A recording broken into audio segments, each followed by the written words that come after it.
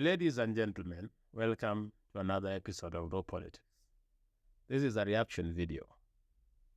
I want to react to the sentiments of the former MP for Nandi Hills, one Alfred Keter.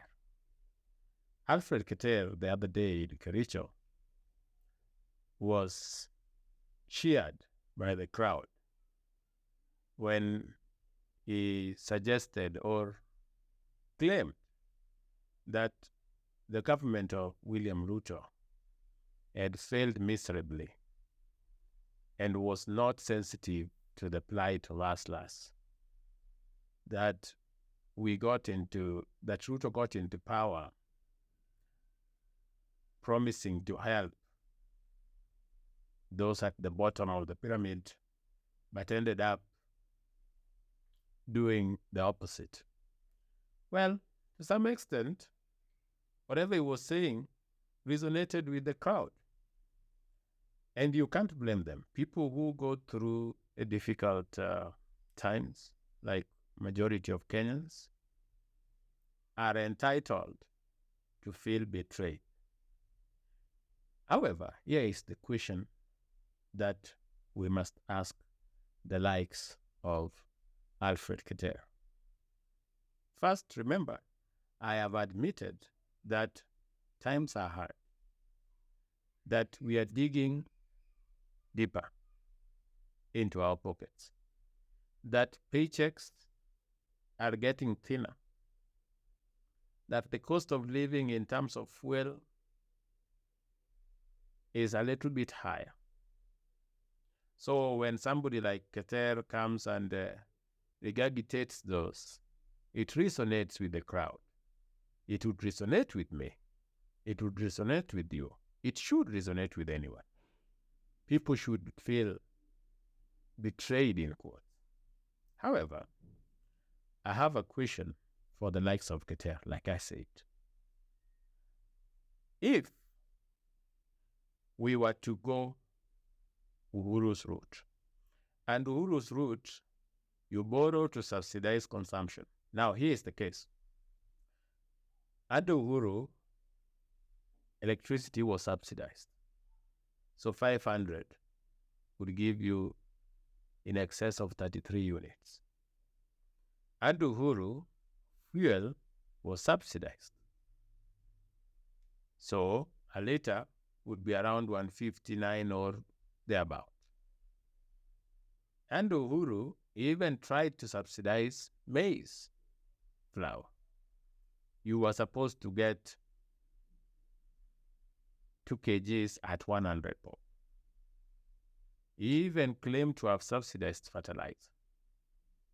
Though the maize and the fertilizer never reached anyone, but fuel and electricity, the subsidies in quote, reached people. The funny part is they were dead. He never paid anything. So when Ruto takes over, he finds that it was out there. He was subsidizing this through debt. So you borrow from Paul to pay Peter. You borrow from other countries or from local banks so that you can pay salaries. How sustainable is that? That is the question we must ask the like of Keter. If we were to go to Uhuru's route where we enjoy some comfort until we find ourselves over the cliff, how is that sustainable? How? Let's say we borrow. Every day we borrow. Just so that at least you continue buying fuel at 100 bob.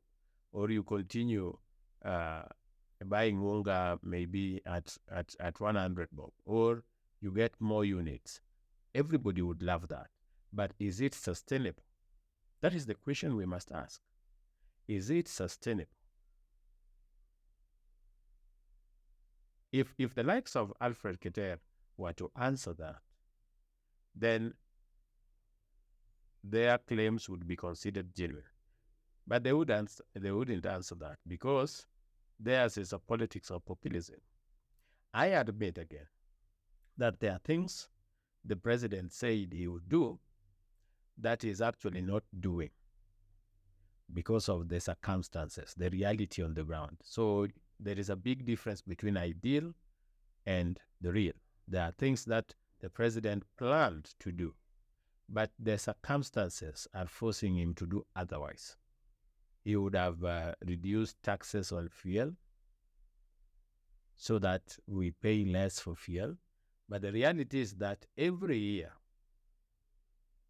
we are paying over $1 trillion in debts. So we owe other countries 10 trillion. Every year we pay over $1 trillion. So how much do we collect? The only option we have is to collect more so that we pay this debt faster and start growing our economy. Otherwise, we would borrow more, find ourselves at maybe 30 trillion, raise the ceiling the way the US did, and now the inflation there is horrible. So we can do that. We can even print money. But at what cost?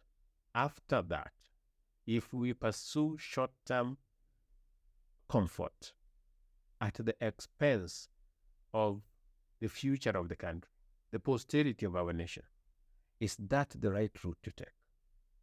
That is why I'm saying that even if we are going through pain, even if we are facing difficulties, it is worth it because the plan is to remove us from this particular pain eventually. That is why I'm saying the likes of Alfred Keter need to be sincere. Tell people where is this source of income, maybe to subsidize things for Kenyans. Where are we going to get this money? If we don't get this money from ourselves, then we have to borrow from others. And the more we borrow, the more we become unrealistic as an economy. We will find ourselves so much in debt that there is nothing we will achieve. Everything we will be collecting, we will take to repay debt. We'll default like Ghana has. So that's my reaction, that the likes of Alfred Keter should be genuine. At least they should not just criticize without giving options.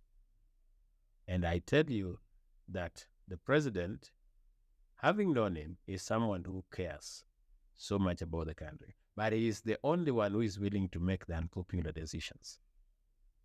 Very unpopular decisions to save us. I usually call it, it's a case of a little pain now to save you from a lot of pain later. So we have to make that decision, ladies and gentlemen. That are we going to support the president to make this hard decision so that at least we can save our future?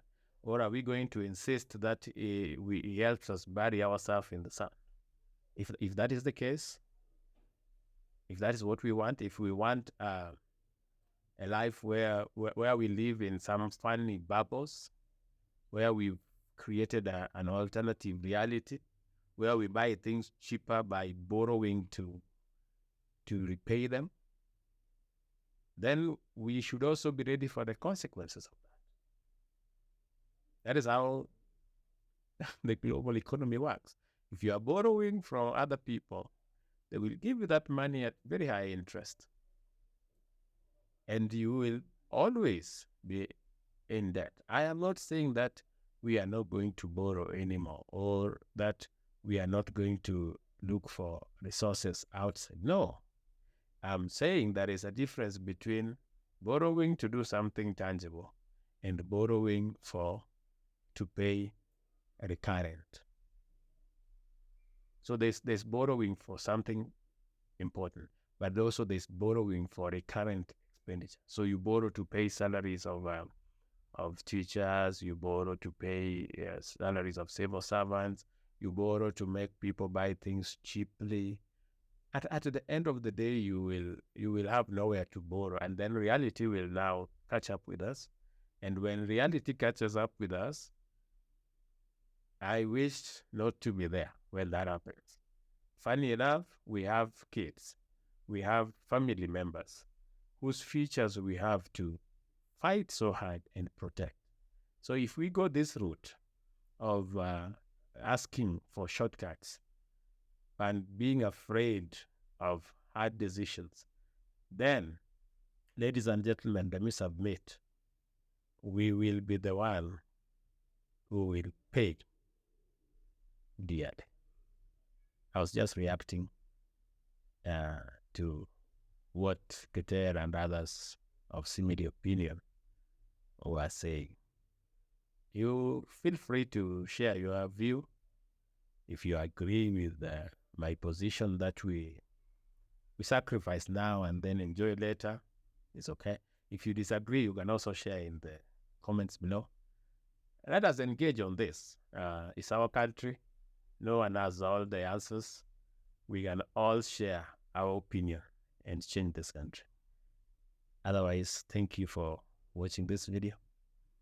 And if you like it, give it a like down there. If you have not subscribed to this channel, take a second and subscribe so that you don't miss the next videos. Otherwise, let us meet in the next video.